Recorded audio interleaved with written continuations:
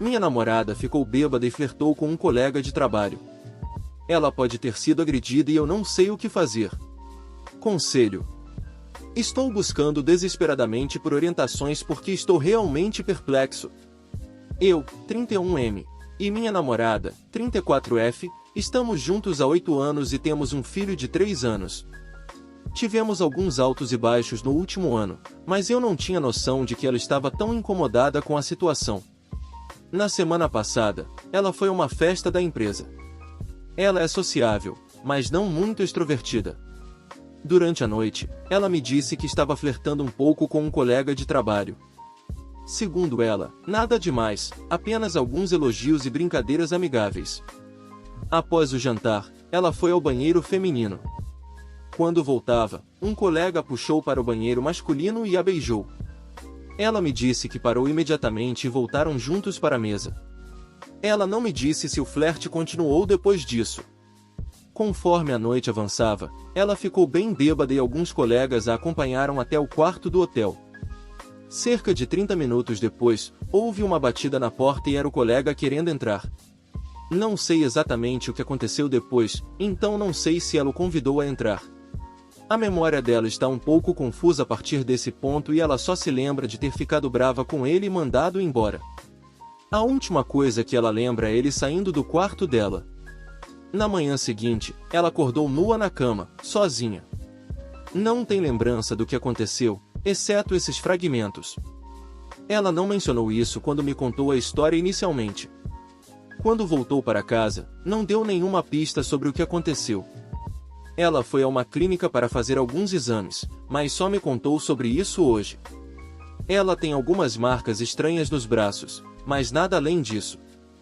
Fez um teste de gravidez que deu negativo e está esperando os resultados dos testes para DST. Não encontraram sinais de ferimentos, mas ela só foi 4 dias depois. Sinceramente, não sei o que pensar sobre tudo isso. Por um lado, acredito que ela possa ter se sentido desconfortável com a situação, o que me deixa preocupado. Ela é importante para mim e só de pensar nela em uma situação ruim me deixa angustiado. Tudo o que quero é confrontar o cara, mas prometi a ela que não faria isso. Por outro lado, sinto-me traído por ela ter flertado com outro cara. Ela nunca fez algo assim antes. Não sei se acredito completamente na história dela, pois às vezes ela omite informações. Cerca de uma semana antes disso, ela sugeriu que fizéssemos terapia de casal e talvez um tempo separados para resolver nossos problemas. Também estamos tentando ter outro filho, o que torna tudo mais complicado. Não faço ideia do que fazer e estou focando totalmente em nosso filho no momento. O que devo fazer? Independentemente do desfecho, me sinto horrível. Edith, muitas pessoas estão perguntando sobre a prova de que ela foi à clínica. Sou o contato de emergência dela e tenho acesso às suas informações médicas. Ela recebeu avisos de 2 consultas médicas alguns dias depois, e depois, um para uma clínica que não reconheci. Depois disso, perdi o acesso. Ela tem marcas de agulhas dos exames, então acredito nela. Ela não quer denunciar até ter os resultados dos exames. Pedi a ela que mandasse uma mensagem para o cara para tentar entender o que aconteceu. A colega de quarto dela não percebeu nada de estranho naquela noite. Ela foi uma das que a acompanharam até o quarto. Ela nunca fez nada assim antes. Nunca bebeu tanto e esse comportamento é totalmente estranho para mim. Comentário: se ela fica bêbada, flerta, o empurra, de alguma forma ele acaba em seu quarto, ela acorda nua. Demora para ir se verificar. Uma semana antes, ela quer dar um tempo, quer fazer terapia de casal? Não estou culpando ela. Mas posso apostar que há muito, muito mais nessa história do que aparenta. Minha opinião é que talvez isso tenha estado em ebulição e ela tenha culpa. Coisas aconteceram, não estou dizendo sexo ou estupro, mas parece que definitivamente há muito mais nessa história do que ela possivelmente está te contando. Você não pode vencer, porém. Você tem mais contexto, vá com sua intuição. Seja cuidadoso. Sinto muito que vocês dois estejam nessa situação. A Karen do navio de cruzeiro esqueceu que outros adultos podem supervisionar seus filhos sem supervisão para ela. Karen do navio de cruzeiro é de verdade. Então, isso aconteceu. Depois de um jantar decepcionante no buffet com a mesma comida que também foi servida no jantar principal, queríamos um sorvete cremoso. Procuramos e encontramos. Quando nos aproximamos das máquinas, havia 3 crianças pequenas com idades entre 8 e 11 anos pegando sorvete, sem nenhum adulto com elas. Estavam rindo enquanto despejavam seus cones de sorvete nas bandejas das máquinas, fazendo bagunça com sorvete e cones, tentando refazer várias vezes. Havia 4 pilhas separadas deles fazendo isso. A máquina ainda estava pingando sorvete das saídas por causa do comportamento deles. Comecei a encher meu cone com sorvete de baunilha. As crianças voltaram antes mesmo de eu terminar. Pareciam prontas para fazer mais besteiras. Então, virei-me para elas e disse: parem de brincar com o sorvete, eu vi o que vocês fizeram. Fui me sentar com meu marido. Então, alguns segundos depois, um cara e seu filho passaram por trás de mim, e o menino bateu a mão com força no corrimão que separava o corredor da mesa onde estávamos sentados. O pai bateu as mãos em uma viga de apoio ao caminhar.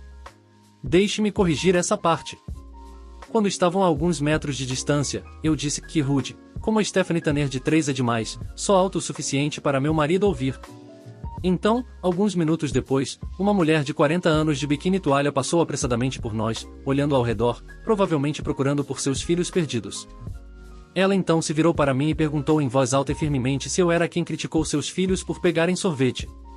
Eu disse: sim, eles estavam brincando como se os cones de sorvete fossem brinquedos, despejando sorvete em pilhas e achando engraçado, depois voltaram para fazer de novo, então eu disse a eles: parem de brincar, eu vi o que vocês fizeram. Isso é um comportamento muito ruim, eles deveriam ser supervisionados se vão desrespeitar espaços públicos que outras pessoas usam. A resposta dela? Sua resposta: bem, meus filhos estão tentando se divertir de férias com seu primo. Você deveria supervisionar crianças pequenas. Ela: bem, um dia quando você tiver filhos, ficará irritado e ofendido quando outras pessoas tentarem criticar seus filhos. Eu não esperava que algumas crianças estivessem brincando com sorvete como se fosse um brinquedo. É seu trabalho supervisioná-las e controlá-las, não de outras pessoas. Ela e nós estávamos na sala ao lado no buffet esperando as crianças voltarem para nós com seus cones de sorvete. Então, o marido dela se aproximou e disse: sim, bem, teve um menino que passou por ela e bateu as mãos no corrimão, mas então ela foi rude e chamou eles de que rude, eu fui rude? Um garoto de uns 10 anos estava a centímetros de me bater em vez do corrimão. Karen, você não deveria dizer como os filhos dos outros devem agir ou dizer aos pais como criar seus filhos. Karen novamente: e nunca mais ouça falar com meus filhos de novo, sua vadia. Enquanto ela se inclinava sobre o corrimão, ele a segurava como um mímico com uma bengala e disse para ela deixar para lá e ir embora. Provavelmente ele não queria vê-la atacar alguém, no mínimo, como se ele estivesse cansado da discussão porque estava tão acostumado com o comportamento dela. Isso grita com arrogância, maus hábitos, falta constante de supervisão de seus filhos, não imposição de regras de comportamento às crianças, não se comportando como adultos deveriam, dando maus exemplos de comportamento para seus filhos, fazendo desculpas com detalhes e tramas desnecessários para desviar a culpa de si mesmos, etc. Olhando para trás, se a mulher tivesse sido mais calma em sua abordagem, eu teria compartilhado meus pensamentos com ela, entre os seguintes: só porque o toque de recolher no navio de cruzeiro para menores é às 22 horas, não significa que você pode deixar seus filhos menores de 12 anos irem fazer suas próprias coisas, especialmente depois de escurecer, só porque talvez você deixe seus filhos irem buscar guloseimas no mercado do bairro ou na lojinha da esquina sozinhos, não significa que eles podem fazer o mesmo em um ambiente desconhecido depois do anoitecer, enquanto estão de férias, especialmente em um navio de cruzeiro. Crianças deixadas sem supervisão vão se soltar e se comportar mal porque sabem que seus pais não estão observando, mas esquecem que outros adultos podem lembrá-los das regras da sociedade, acrescentando detalhes extras sobre estar de férias com seus primos. E eu, uma total estranha, arruinei suas férias porque os chamei pela má conduta e uso indevido da propriedade privada. Supervisione seus filhos com uma coleira apertada e depois solte. Fique a 3 metros de distância para deixá-los se servirem, e a cada próxima vez, recue 1,5 metros para que saibam como ser responsáveis e respeitosos com o ambiente. É aceitável que outras pessoas digam firme que você está se comportando mal. Isso é para todos, não só para você. Então use corretamente, por favor, quando seus filhos agem como se estivessem em casa. E finalmente, só porque eu não tinha crianças ou bebês ao meu lado não significa que você possa dizer, quando você tiver filhos algum dia, você também ficará ofendido se alguém corrigir o comportamento deles para você. Senhora, se eu tivesse filhos, eles estariam no clube infantil, na creche, dormindo no quarto com minha sogra, etc., não brincando com as máquinas de sorvete compartilhadas e automáticas como se fossem brinquedos. E esses são meus pensamentos sobre a Karen do navio de cruzeiro. Fim. Comentário. Se alguém tenta corrigir ou dizer aos meus filhos que eles estão se comportando mal em público, eu geralmente digo obrigado. Talvez ele realmente vá te ouvir porque ele não me ouve e eu sou a mãe dele. Se as crianças não estivessem se comportando mal, é uma história totalmente diferente, porque algumas pessoas só tentam se intrometer na sua vida, mas elas estavam, e eu também já fiz algo semelhante em público porque algumas pessoas simplesmente deixam seus filhos correrem soltos onde quer que estejam e não me importo se estiver no enorme parque de diversões, parque aquático coberto ou no Walmart. Eu aprendi de uma maneira difícil, mas poderia ter sido catastrófica, que devo ter um olho nas minhas pestes a todo momento. Acho que minha amiga com direitos tentou intencionalmente me fazer sentir triste por estar sozinha no Dia dos Namorados. Tanto minha amiga quanto eu estamos em relacionamentos. Estou noiva do amor da minha vida, mas com isso precisamos ficar separados por um tempo. Meu noivo e eu estamos fazendo o visto de noiva K1. Então, temos que ficar separados por no máximo 1 ano, mas felizmente o governo está agilizando o processo, então provavelmente será menos de 1 ano. A distância é muito difícil para mim e para nós. Mas estamos superando isso. Felizmente, tenho muitas férias do trabalho e o verei no domingo por toda a semana em Londres e depois, em agosto, passarei um mês no país natal dele, a Coreia do Sul. Minha amiga está em um relacionamento tóxico, às vezes. Eles são honestamente um par feito no inferno. Ela me disse que o namorado estava traindo ela com uma lésbica e ela fez essas afirmações por um tempo. Sobre traição, ela disse que ele ia trair ela no aniversário dela. Com toda a traição, eles sempre acabam voltando. Ela passa de me dizer o quão horrível ele é para ser a garota mais feliz do mundo. Como hoje é Dia dos Namorados, eu me encorajei a não pensar muito nisso para não me deixar triste por meu noivo não estar aqui hoje. Nós fizemos face time, fizemos lindas postagens no Instagram e nos dissemos o quanto nos amamos. Eu planejei apenas ter uma noite para mim, assistir alguns filmes de terror e comer pipoca. Minha amiga me ligou e eu sabia imediatamente que ela começaria a se gabar de seus planos.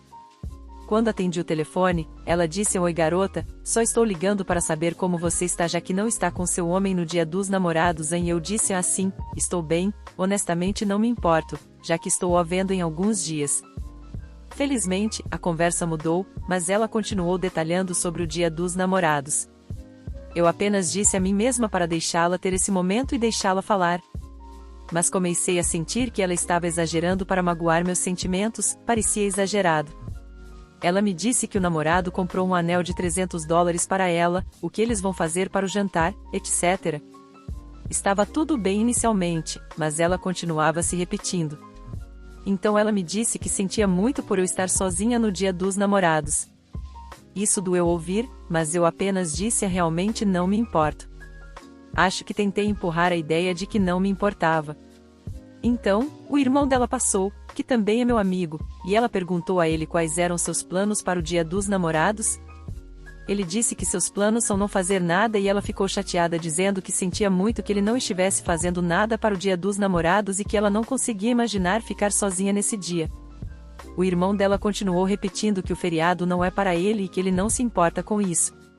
Curiosamente, alguns dias atrás, minha amiga estava me dizendo que temia que o namorado não fizesse nada para o Dia dos Namorados. Segundo ela, ele não está dizendo a ela que tipo de presente quer e então ficou chateado porque ela não queria comprar um Xbox para ele. Ele também disse a ela que o Dia dos Namorados é um feriado de pessoas brancas e culpou as pessoas brancas por tirarem o dinheiro dele. Eu contei isso para meu noivo e ele disse que acha que ela está fazendo isso intencionalmente para me magoar e me deixar chateada e com ciúmes. Meu noivo apontou que ela já fez coisas assim antes e não está surpreso que ela faria novamente. Tentei muito não deixar isso me afetar, mas de certa forma afetou. Não sei se estou sendo sensível ou se isso foi realmente intencional. Comentário: parece intencional, mas apenas ignore. Você está em um relacionamento muito melhor e estável do que ela, com alguém que parece te amar muito. Ela está em um relacionamento tóxico e está tendo a bom dia no dia dos namorados por ganhar um anel de $300 e jantar, haha. Você vai se casar, ela não vai. Resposta da OP. Você está absolutamente certo. Eu não trocaria nada do que temos por um relacionamento como o dela, só porque o namorado dela está no país e eles não estão fazendo um relacionamento à distância. O que ela me lembra o tempo todo, que ela não consegue imaginar fazer um relacionamento à distância e que há uma chance maior de traição ocorrer. Com isso, eu disse: não importa onde você esteja, seu namorado pode morar a 10 minutos de você e ainda trair. Isso é apenas bobagem para mim. Eu sei que meu noivo nunca me trairia e ela pensa que um relacionamento à distância aumenta as chances de traição. O senhorio mexeu com o inquilino errado por muito tempo. Isso vai ser um pouco longo, pois precisa de algum contexto. Vou incluir muitas coisas para tornar tudo mais fácil de entender também. Detalhes menores podem não ser completamente precisos, pois não tenho interesse em um ressurgimento desse conflito em nenhum nível. Eu ganhei completamente, e qualquer ressurreição só pode manchar a experiência. Começarei observando que passei cerca de 2 décadas trabalhando em segurança. Durante esse tempo, trabalhei em muitos tipos diferentes de segurança em muitos locais diferentes. O que importa para esta história foi o tempo gasto no Tribunal de Habitação para Aluguel em uma grande cidade, como uma espécie de oficial de justiça. Para aqueles que não sabem o que é isso, pense em uma sala de audiências, em uma cidade grande, de qualquer maneira, em uma cidade menor, provavelmente será uma sala de eventos em um hotel ou centro comunitário, como você veria na TV, mas com menos formalidade e um árbitro em vez de um juiz. Funcionalmente, são a mesma coisa para proprietários e inquilinos, mas definitivamente não são a mesma coisa. Este lugar lida exclusivamente com disputas entre proprietários e inquilinos e é o único lugar para resolver essas disputas. Observe que eu não era um oficial de justiça, e não era um tribunal, mas esses termos descrevem principalmente a situação e meu lugar nela. Por 2 anos, trabalhei no Tribunal de Habitação para Aluguel, foi no início do meu tempo em segurança, eu tinha uns 18 a 20 anos. Sendo uma cidade grande, o número de casos pelos quais passei foi além da minha capacidade de contar. Vi de tudo. Ninguém é capaz de me surpreender com uma história porque eu vi todas. Em detalhes, como uma tarefa secundária minha era garantir que todas as partes tivessem cópias de todas as evidências apresentadas. Eu fiz muitas cópias e sempre lia e inspecionava tudo o que copiava para garantir que nada fosse cortado ou tornasse legível. Na época em que parei de trabalhar lá, provavelmente conhecia o funcionamento de tudo o suficiente para ser um árbitro eu mesmo. Bem, obviamente não, mas certamente não preciso de um advogado se alguma vez precisar ir lá. Também tinha conhecimento íntimo de como o sistema funcionava além das regras reais. Por exemplo, os árbitros sempre dariam um pouco de margem de manobra a qualquer pessoa que se representasse em vez de alguém que tivesse um advogado. Ou como os árbitros ficavam muito irritados quando uma parte falava fora de hora. Sério, não faça isso. Avance quase uma década. Deixei a cidade e estou em uma cidade bastante grande na mesma província, mesmas leis de locatário. Tenho alguns colegas de quarto em uma casa grande o suficiente. Nos damos bem. Mas há um problema. Apenas eu posso escrever cheques, e nossos dias de pagamento não se alinham. Então sou eu quem paga o aluguel, e geralmente não posso fazer isso no dia 1º porque os colegas de quarto geralmente não pagam a tempo. Avisamos ao senhorio que talvez estejamos atrasados um dia ou 2, mas sempre teremos até o dia 3 no máximo. Eles não têm problema algum com isso, eu mesmo falei com eles. Por cerca de 1 ano, isso funcionou bem. Sem reclamações do senhorio porque, mesmo que estejamos frequentemente um dia ou 2 atrasados, sempre pagamos. Também somos bastante tranquilos e não danificamos a propriedade. Quase inquilinos modelo. Na verdade, não tenho ideia do motivo, mas um dia isso mudou. Suspeito que uma pessoa diferente na empresa começou a supervisionar a região. Um dia, de repente, recebemos uma intimação para comparecer ao Tribunal de Habitação para Aluguel, doravante denominado RHT, no dia 2 do mês por falta de pagamento do aluguel. Isso na verdade não leva a um caso porque pagamos no mesmo dia. Mas agora temos que pagar a taxa de inscrição que o senhorio pagou para servir a intimação. Reclamei com o vizinho, que também era o superintendente, e eventualmente soube que o contato deles na empresa agora estava exigindo o pagamento no dia 1º do mês sem exceções. Bem, isso realmente não funcionou para nós, então provavelmente tivemos que pagar essa taxa 15, 20 vezes nos próximos 2 anos. Eu poderia ter ido ao tribunal por causa disso, mas tecnicamente estávamos sem fundamento e eu sabia disso.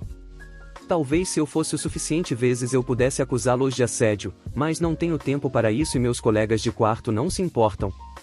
Depois de ser dividido entre todos nós, a taxa não foi um impedimento suficiente para mudar nosso comportamento, então aceitamos. Se isso fosse o único problema, não haveria muita história, no entanto. Por volta da mesma época em que a flexibilidade de pagamento do aluguel desapareceu, também desapareceu a manutenção obrigatória. Não vou listar tudo o que deu errado e não foi consertado. Você terá uma ideia decente no final. Sofremos com isso. Todos nós estávamos trabalhando horas demais por um salário miserável para realmente fazer alguma coisa a respeito. Nós nos adaptamos. Mas depois de cerca de 2 anos, isso acabou. Todos, exceto eu, se mudaram abruptamente por vários motivos dentro de um período de 4 meses.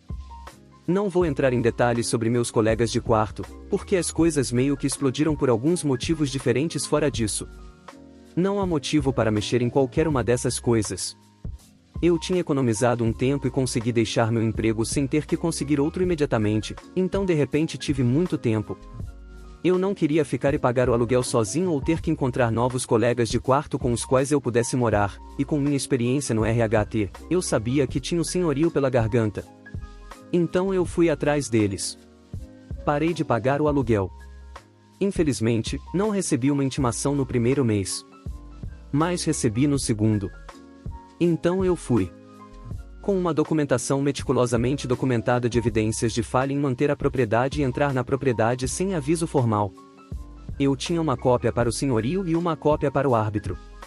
Eu sei por experiência que tecnicamente você deve dar à outra parte as evidências antes do tribunal, mas também sabia sobre aquela margem de manobra que um árbitro dá àqueles que se representam. Então eu não dei ao senhorio a evidência até que nosso caso aparecesse, 100% total surpresa. Eles argumentaram que foram pegos de surpresa, mas o árbitro simplesmente dispensou o caso, me repreendeu um pouco e me disse para entrar com minha própria intimação, como deveria ter feito. Esta foi a vingança mesquinha. O senhorio e o advogado dirigiram 3 horas para chegar lá, para nada. Pior que nada. Eu entrei com minha própria intimação, e o grande dia chegou. Já fazia cerca de 4 meses que eu não pagava aluguel neste ponto. Eu estava preparado para pagar se perdesse, mas não acho que vou perder. Tudo não poderia ter sido melhor. Eu tinha 30 páginas de evidências e cerca de 20 fotografias, eles não tinham nada. Eles não tinham defesa real para o nosso aquecedor de água ficar fora por 6 meses ou nós não termos uma geladeira por 1 ano, apenas para mencionar 2 problemas graves. Toda a defesa deles se baseava em nós estarmos atrasados para o aluguel, o que na verdade funcionou contra eles quando isso levou o árbitro a descobrir quantas vezes pagamos a taxa de inscrição, e mentiras que não tinham evidências para apoiá-las. Eles até falaram por cima de mim algumas vezes, e eu vi nos olhos dele na única vez que abri a boca para protestar durante a vez deles de falar, mas me forcei a calar com toda a força de vontade que tinha, então só saiu um guincho, o árbitro me respeitou. Ele não tinha respeito pelo senhorio. Eu tinha ganhado em todos os frontes possíveis. A única questão era quanto. Foi mais do que eu já tinha visto. Eu consegui 9 meses de aluguel grátis, e o senhorio foi ordenado a consertar tudo antes do próximo mês acabar ou eu receberia mais. Eu dei aviso de que estava saindo no final do 8º mês e saí no final do 9º. Como o senhorio nunca renovou o contrato, não precisei dar a ele o aviso de 3 meses especificado no contrato. Se você quiser uma quantia para colocar nisso, basicamente recebi uma sentença de $13.000 a meu favor, ajustada pela inflação e arredondada. Eu também fiz o senhorio e o advogado dirigirem 3 horas, 2 vezes, apenas para perder. O rosto do senhorio estava tão vermelho no final que achei que ele teria um ataque cardíaco. Mas ele não teve. Adeus, Mark. Comentário: se então você passou de ter um bom senhorio que lhe concedeu alguma flexibilidade porque conhecia a situação que você e seus colegas de quarto tinham, para um senhorio que eu chamaria de senhorio de cortiço. Um senhorio que só se preocupa em receber o pagamento e não em manter a propriedade para aluguel. Ele aprendeu da pior maneira que, se não cuidar da propriedade, isso vai lhe morder severamente. Resposta do OP. Ele nos odiava o suficiente e tínhamos tão poucos problemas anteriormente que acho que tudo era uma vendetta pessoal e, no sentido geral, eles eram realmente bons senhorios. Na minha opinião, isso explica por que estavam tão despreparados e foram derrotados tão facilmente. Os verdadeiros senhorios viscosos e negligentes que eu vi trabalhando no RHT nunca teriam deixado as coisas chegarem aonde chegaram. Eles tinham experiência em manipular o sistema. Esse cara parecia que nunca tinha precisado realmente lutar um caso antes. No entanto, posso estar errado quanto a isso, talvez ele fosse um senhorio negligente simplesmente raramente, se é que alguma vez, fosse desafiado. Obrigado por assistir até aqui. Se inscreva no canal se ainda não for inscrito e deixa seu like. Isso me motiva muito, valeu e tenha um ótimo dia.